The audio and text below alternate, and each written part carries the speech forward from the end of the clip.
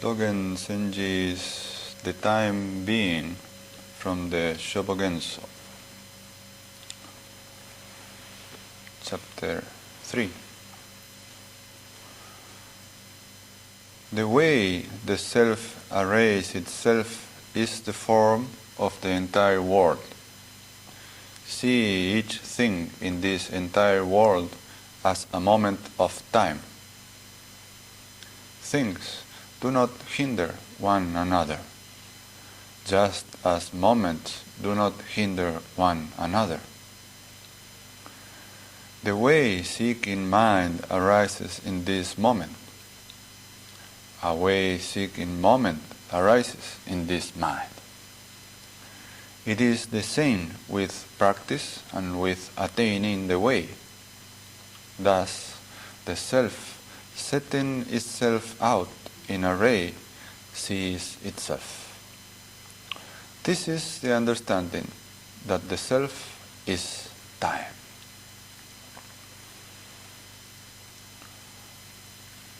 Sit comfortably if you need it.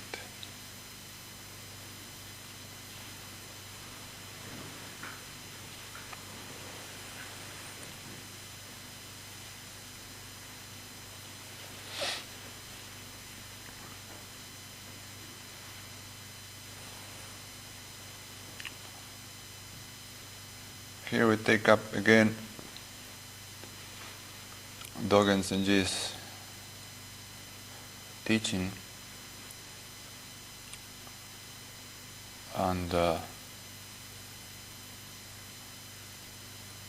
the marvelous use of language he has through the entire Shobogenzo.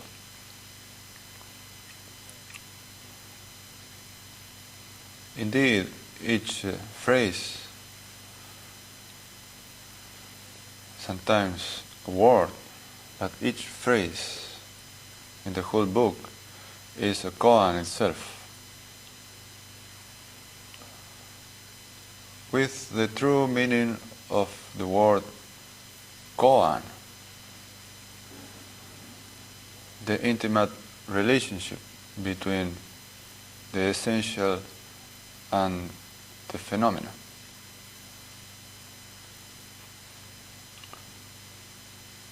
Here we have a chapter from the one called The Time Being, Uji.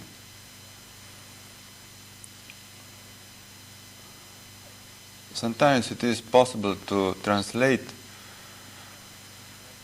this also as the identity of self and being, self and time, or the identity of being and time. The oneness, in other words.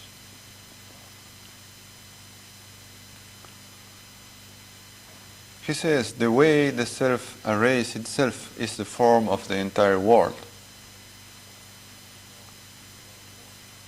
And this is a very interesting point.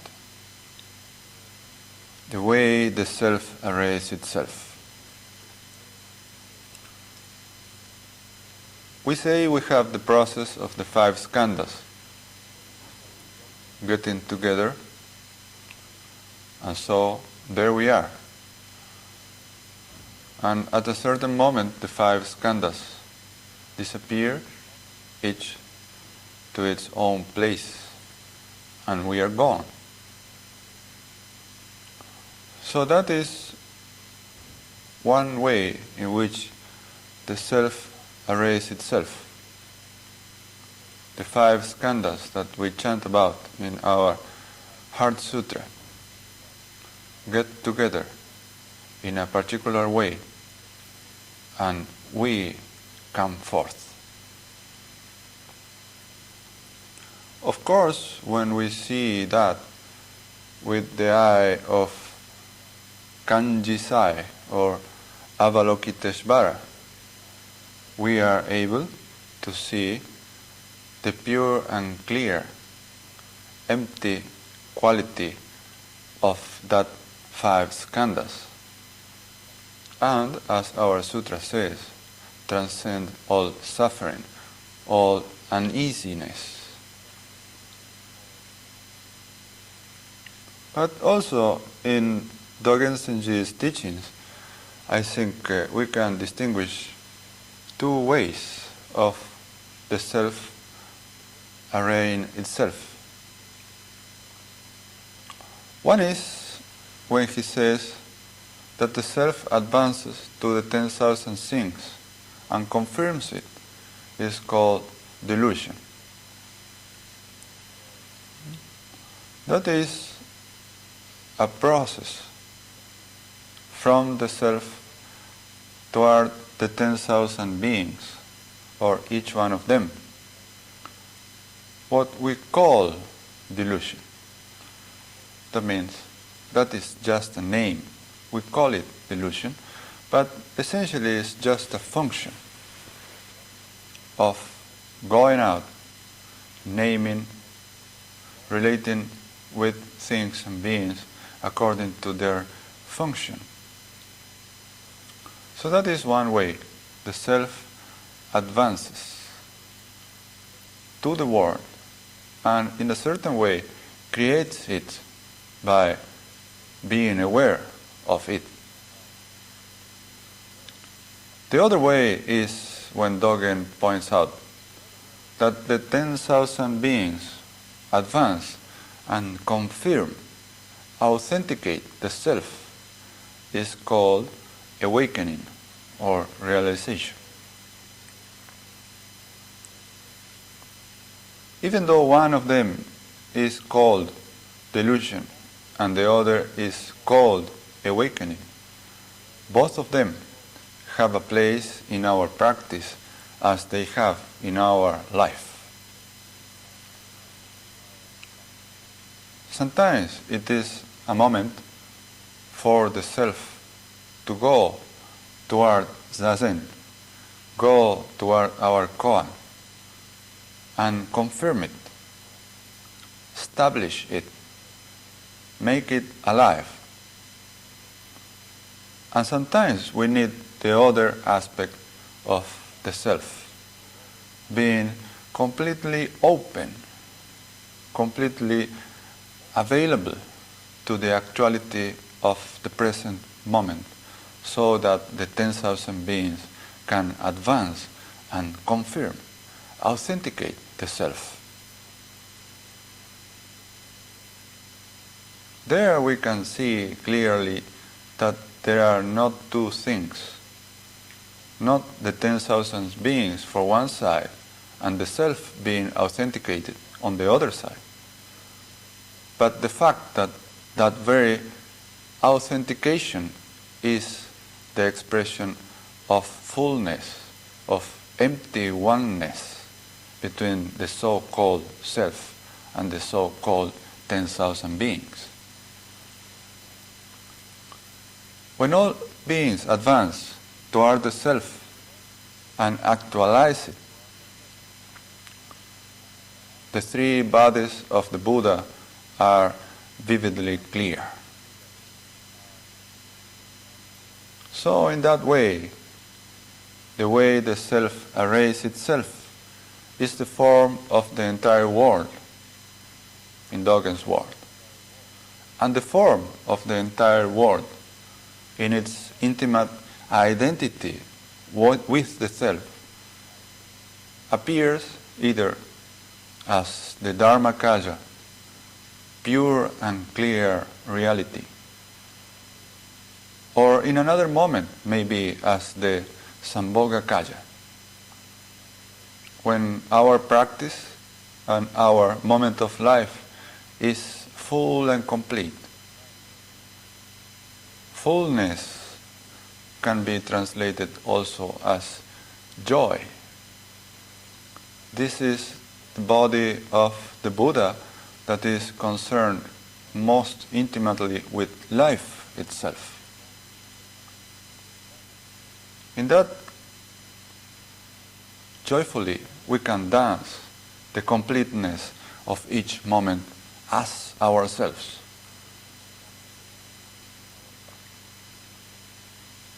And the third so-called body of the Buddha is the one that is related specifically with personalization of the experiences of the Dharmakaya and Sambhogakaya. We call it Nirmanakaya, the body of uniqueness, or variety, as we say in our sutras, middle sutras. Uniqueness. In that way, how the aspect of Dharmakaya and Sambhogakaya will be embodied, personalized, will be altogether unique. And this is how Sangha practice happens. Each one becoming more and more unique. And also each move unique, each zazen unique. No two of them will be the same. Dogen Zenji continues saying,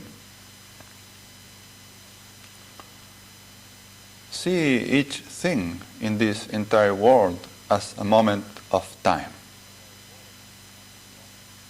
See each thing as a moment of time. Each thing or each being, just a moment.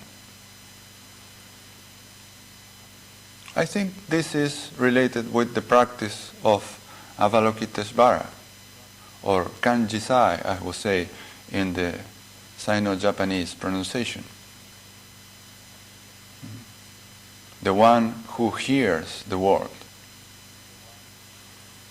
And there we have to be aware of Mumon's words in one of the points on the Mumon Kan, when he says, seeing with the eyes is good but not enough.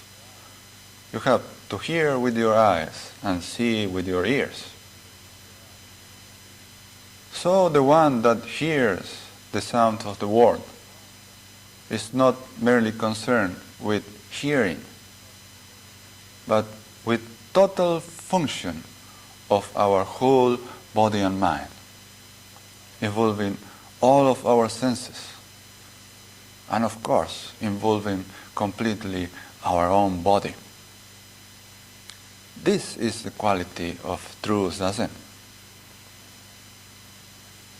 See each thing as a moment of time. Just a moment, with no continuity at all. Just a moment with no trace remaining.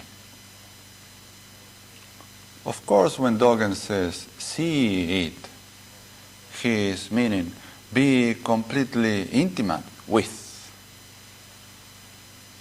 At that point he says, time is not really time. Time itself is being, and all being is time. The text continues saying, things do not hinder one another, just as moments do not hinder one another. Things do not hinder one another. So ignorance doesn't hinder wisdom to come forth. Samsara doesn't hinder the world of nirvana, nor I hinder others for being. At that point, seeing that clearly, we can drop that duality, that illusion that things are hindering one another. Me, others, inner and outer. Dogen Zenji elsewhere says, when you say outside, skin, flesh, bone and marrow are all outside. When you say inside, skin, flesh, bone and marrow are all inside. In other words, there is no such sharp line dividing our so-called inner world from the external. When we say outside, everything and we ourselves are outside. When we say inside, everything and ourselves is inside. Just one reality, in other words. No two faces. Just one reality. As ourselves. As our zazen. As our own body.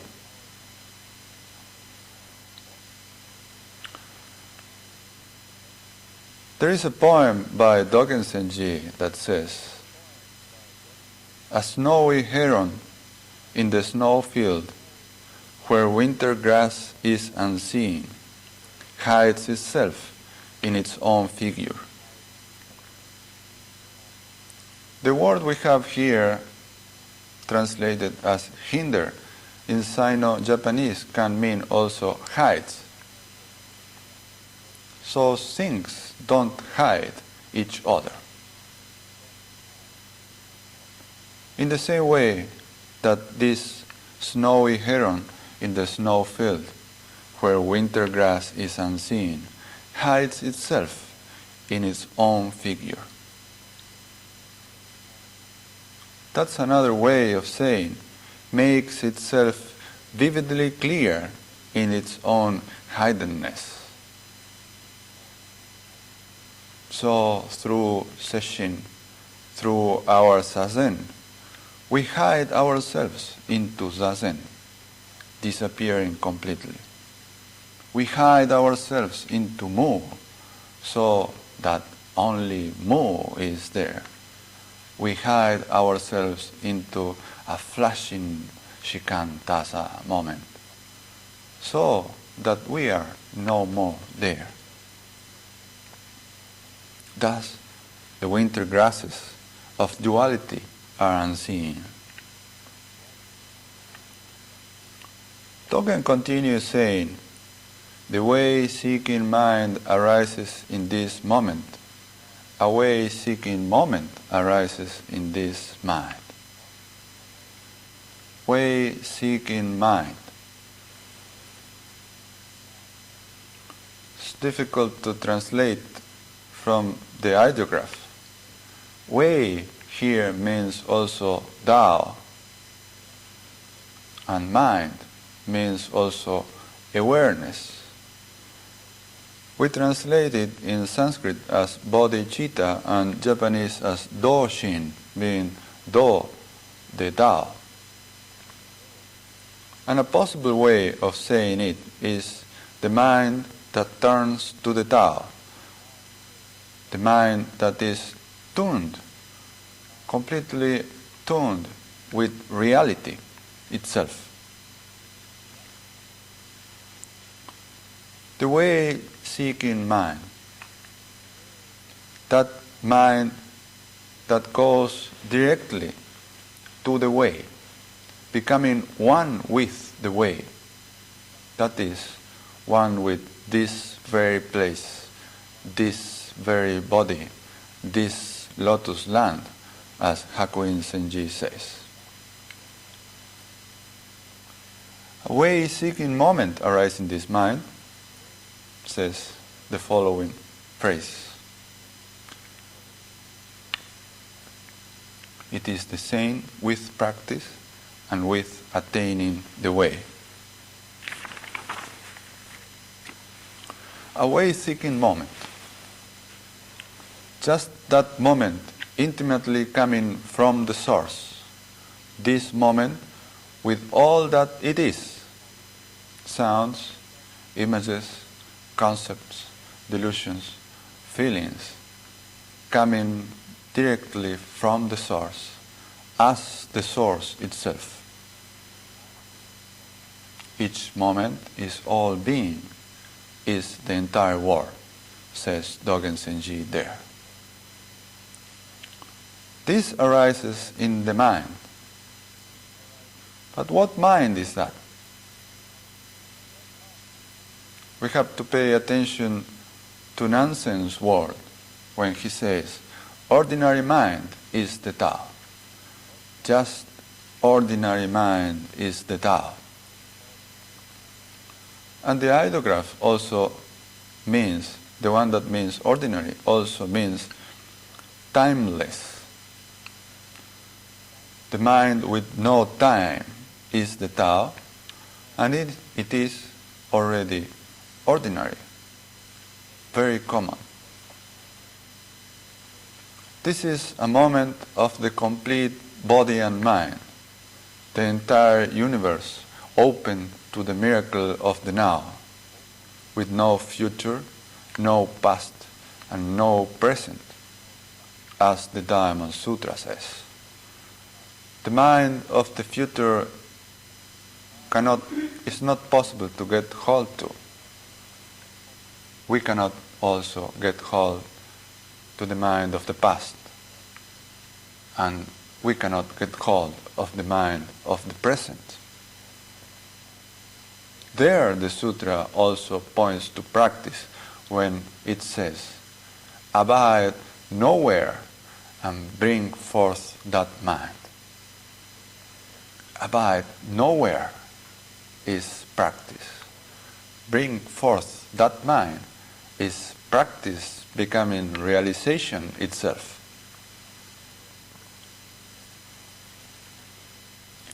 It is the same with practice and with attaining the way. Thus, the self setting itself out in array sees itself. This is the understanding that the self is time. Setting itself out, says Dogen Zenji here, not in isolation, not at the top of a deep pole of Zazen, but showing its entire body as the whole universe itself. In that way, the self sees the self, in the way that Dogen says elsewhere, when you see forms or hear sounds fully engaging body and mind, you understand intimately. The key here is fully engaging body and mind. There we understand intimately. This is the practice of sitting the body, sitting the breath, sitting the mind. Sit the body, we say. Sit our posture, and also the posture of our true body, which is the form of the universe in this very moment. That is also intimate attention to our whole body presence. Sit the breath, not just merely air coming in and out, but sit the breathing, not just the moment, but intimate relationship, knocking off concepts or inner or outer. Sit the mind is the third aspect of true Zazen. Moment by moment, open, sparky attention, making our Zazen available to the mountains, rivers, sky, the ocean, to come forth and touch the most intimate, authenticating our own self as this very body, this very place, as the Buddha way itself. There is a poem that says, ask the seagull offshore the time of the tide. We are leaving, they will answer, so ask the waves. Please, ask the waves. Become truly intimate with the waves in such a way that only Mu, only Skandhas are vividly clear.